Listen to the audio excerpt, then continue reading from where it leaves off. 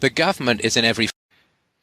I think you're raising a whole bunch of noise, if you don't mind me saying so. I think you're raising a whole bunch of noise to avoid the basic issues. Okay, so what are the basic issues you see?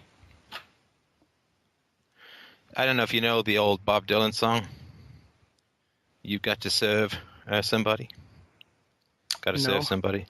I won't sing it, but it says, you may be an ambassador to England or France. You may like to gamble. You might like to dance. You may be the heavyweight champion of the world. You may be a socialite with a long string of pearls. But you're going to have to serve somebody. Yes, indeed. You going to have to serve somebody. Well, it may be the devil or it may be the Lord, but you're going to have to serve somebody. You might be a rock and roll addict prancing on the stage. You might have drugs at your command, women in a cage. You may be a businessman or some high-degree thief. They may call you doctor or they may call you chief. You may be a state trooper. You might be a young Turk. You may be the head of some big TV network. You may be rich or poor. You may be blind or lame. You may be living in another country under another name, but you're going to have to serve somebody. Yes, indeed, you're going to have to serve somebody. And the song goes on. I think Mavis Staples is a great version of this. But, yeah, we do. We have to serve. And there's a line right down the middle of the world, and there's a virtuous side, and there's an evil side. And the reason that I'm saying you're making a lot of noise to avoid the basic issue is that part of you wants to fight evil and part of you wants to give up, right? Mm-hmm. So the part of you that wants to fight evil is the virtuous part, and the part of you that wants to give up is the part that wishes to serve evil. Right? Because if you give up, well, then evil wins, right? The only thing that is necessary for evil to triumph is for good men to do nothing, right? I think it's actually even a bit worse than that, because a part All of me right. is saying... Then I'm willing to the hear thing how is, it's worse than that. Yeah, a part of me is actually saying, like the old saying goes, if you can't beat them, join them. Oh, yeah, That no, is- of course. I mean, I will tell you, can I tell you something, Paul, just between you and me? Sure. Sometimes, not often, but sometimes, I would not mind a call from the Bilderbergers. I would not mind a call from the New World Order. Come on, I've got lots of skills. Listen to me preach, listen to my verbal skills, listen to my intelligence, listen to my metaphors. Oh, come on, Darth Vader, pick up the phone. I bring my own 2 Death Stars swinging like castanets between my Julius Caesar-style thighs. Yeah, of course there is that temptation. Of course there is that temptation. Evil has the upper hand, right? Evil had the upper hand in your childhood, right? I've read your adverse childhood experience. Well, the Evil thing has the is- upper hand, and evil makes a shit ton of money. Sorry. Evil gets the girls. Evil gets the money. Evil gets the power. Evil kind of runs the world at the moment, right? Less so than in the past, but only because we've got the drug of fiat currency and all that kind of stuff to take away the immediate pain of domination. But, oh, yeah, no, I get it. If you can't beat him, join him. Oh, yeah, you don't think it's crossed my mind from time to time? Oh, yeah, no, I'd like to get that red phone installed and wait for the call from the powers that be and say, yeah, you know, I think I get it. I think I get where you guys are coming from, because sometimes it feels like it's just a feeling and it's just a temptation. But I will tell you, Paul, isn't it hard to look at humanity sometimes and not just think, what are you people fit for except being ruled? Exactly. Why should you have any freedom? Yeah, great men and women fought and bled and thought and died to give you freedoms that you are willing to turn in for your fucking food stamps. For a little welfare check. For a big screen TV. I mean, what is humanity fit for except being ruled? On what possible grounds should we fight and bleed and die for people who simply will clamor for another master who, if you give them an inch of freedom, strike at you like vipers, who, if you give them an ounce of responsibility, call you a man-hater and a woman-hater and all the terrible words at their command. Here's a little responsibility. And then their shoulders turn into vipers that strike at you, because all they say is, oh, yes, I'm a big adult. I want responsibility. I want to vote. No, they don't want to vote. They don't want to vote. They want to be flattered by politicians. They don't want to vote and actually have responsibility. They want to exchange their freedom for free stuff. I mean, the devil walks the world in the shape of a flag. And people get so little for their souls, it's pitiful. Oh, you could have freedom, you could have responsibility. No, I want flattery. And I want a government contract. I want union protection. I want to be a professor. I mean, what are they fit for?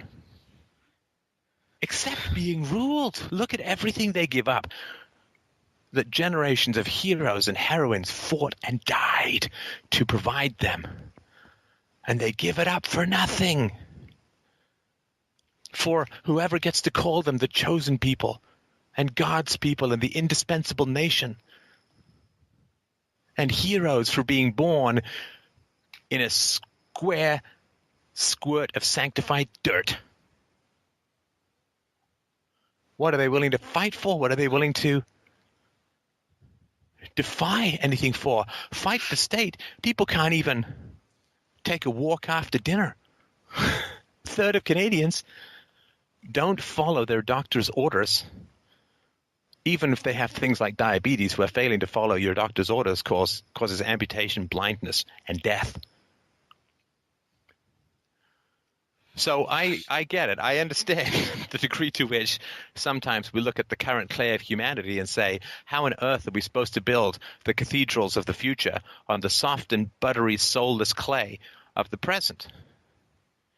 Where people will rush to look at nude pictures of Jennifer Lawrence and studiously avoid philosophy because it is the curse of their very existence that they know deep down their current identities cannot survive. So I understand. I understand the temptation. I mean, the only way I avoid it is to look to the future rather than the present, but that's perhaps a story for another time. Does that help at all? Yeah, that illustrates my point of view very well. This is probably one of the two main reasons why every time I'm like, okay, and now I'm going to take my life in my own hands again, and now I'm going to achieve, and now I'm going to make the start. Then after a while, it always comes back to this: what are you doing this for? Because it's like, pearls before the swines. Mm-hmm. Oh, exactly. Yeah, no, I get it. That, yeah. I get it. Listen, go to any of my videos, and I don't do this. I haven't done it for a while, but you just go to my videos and scroll down the YouTube comments. No, I haven't actually read the comments on any of your videos. No, listen, just give it a shot. Now. Do you know what it's like? It's like a beautiful orchestra playing. No, people shoveling as many beans into their mouth as they can so they can fart along with the orchestra and think that they're adding to the music. I have only read the comments on your, like the one that was published today. What was called The Antidote for Cruelty. And like the people commenting there, it's absolutely horrifying. Like they're calling, like, what was his name? Attila? When I heard that, I was like devastated, and they're calling him like a serial killer in the making or something like that. And my God, the hell. It's not quite about, the issues that we just talked about, but I can't imagine. Well, of course. And that level of verbal abuse is merely the projection of their own murderous impulses onto other people, right? This guy has the courage to talk about some very dark stuff in his history, and I think he had some real emotional connection at the end. But no, this is a planet that worships football. This is a planet that worships tanks. This is a planet that worships bits of cloth. This is a planet that worships ghosts, murderous ghosts. And basically, the vampires come along and say, here, I'm going to give you 4 pieces of penny candy in return for all the blood in your jugular. And people are like, 4? Shit, that's more than I was expecting. Here you go. So and yeah, that is that's the planet. That's where things are. People cheer politicians who praise and flatter them with empty platitudes, and then when anyone comes along and offers them the truth, they bark and snarl and slash and attack and make ridiculous noises with their breathing holes and think that they're doing something that has any intellectual content or weight whatsoever. It's what Nietzsche wrote about is the great horror of attempting to improve the moral lot of mankind is what he calls the nausea. It's the nausea of waking up to what you think is a rave and it's just a bunch of zombies propped together without even the brains to look for brains. And it is something that has taken down a lot of good men and good women, hardworking men and hardworking women. It's seeing just this relentless parade of predatory idiocy known as the current human condition and wishing to recoil from it. It is a challenge. I accept that. I recognize that as the primary occupational hazard of the thinker is revulsion against the bald apes around.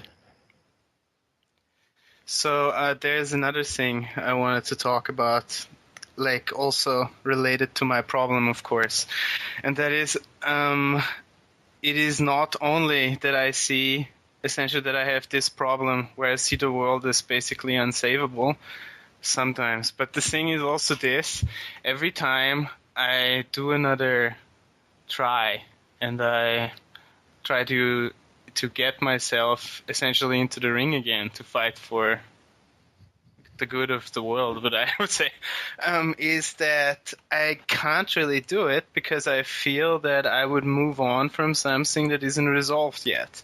And the actual thought that crosses my mind every single time is there's so many people that have harmed me and they go unchecked. I can't let that happen. And that is What do you mean? like, What do you mean they go unchecked? well, I'm not disagreeing with you. I just want to make sure. Okay. Just okay. I have to be perfectly honest here. I'll say it how it crosses my mind. It is this: there's so many people that have done me wrong. They still need to suffer. This is like it has a lot to do with aggressions that I've built up over the years, and I don't know how I should describe this thought process. I mean, it's vengeance, isn't it? It is. It is essentially vengeance. Yeah. Right. Well, look, I mean, if you get stung by a wasp, do you spend a year or two hunting through the woods looking for it?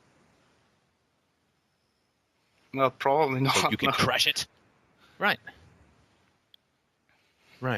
And this, I mean, I'm not particularly tempted by the concept of vengeance because it's an insult. On a rational level. It's an insult to my capacities to hunt for worms, right? Well, of course, but on a rational level, I'm completely aware that this is, first of all, it doesn't solve anything. It's also immoral. It is. Oh no, I didn't say it's immoral. I didn't say it's immoral.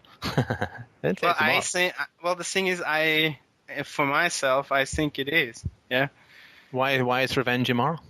Yeah, because I would wish upon them things that would be completely out of proportion with. This is just essentially. But you're talking about child abuse, right? No, yeah, pretty much. Okay, so what is it that you wish that is out of proportion to years of beating up a child? Well, beating up. Well, yeah. The thing is this. It is not only. The thing is. Oh God, how should I explain this? The people that anger me the most are, strangely enough, not my parents. For some reason, I am not able to feel that angry about my parents. the people that anger me the most are the people that I met essentially in the public education system, and it's not even the other students. It is what angers me the most is how unprofessional the teachers were and how completely inappropriate they acted. And the reaction somebody. And the song goes on. I think Mavis Staples is a great version of this. But yeah, we do. We have to serve. And there's a line right down the middle of the world, and there's a virtuous side, and there's an evil side. And the reason that I'm saying, says you may be an ambassador to England or France. You may like to gamble. You might like to dance. You may be the heavyweight champion of the world. You may be a socialite with a long string of pearls, but you're going to have to serve somebody. Yes, indeed. You going to have to serve somebody. Well, it may be the devil or it may be the Lord, but you're going to have to serve somebody. You might be a rock and roll addict prancing on the stage. You might have drugs at your command, women in a cage. You may be a businessman or some high-degree thief. They may call you doctor or they may call you chief. You may be a state trooper. You might be a young Turk. You may be the head of some big TV network. You may be rich or poor. You may be blind or lame. You may be living in another country under another name, but you're going to have to serve somebody. Yes, indeed, you're going to have to serve. The government is in every... I think you're raising a whole bunch of noise, if you don't mind me saying so. I think you're raising a whole bunch of noise to avoid the basic issues. Okay, so what are the basic issues you see? I don't know if you know the old Bob Dylan song. You've got to serve somebody. Got to serve somebody. I won't sing it. I think you're making a lot of noise to avoid the basic issue. Is that part of you wants to fight evil and part of you wants to give up, right? Mm-hmm. So, the part of you that wants to fight evil is the virtuous part, and the part of you that wants to give up is the part that wishes to serve evil. Right? Because if you give up, well,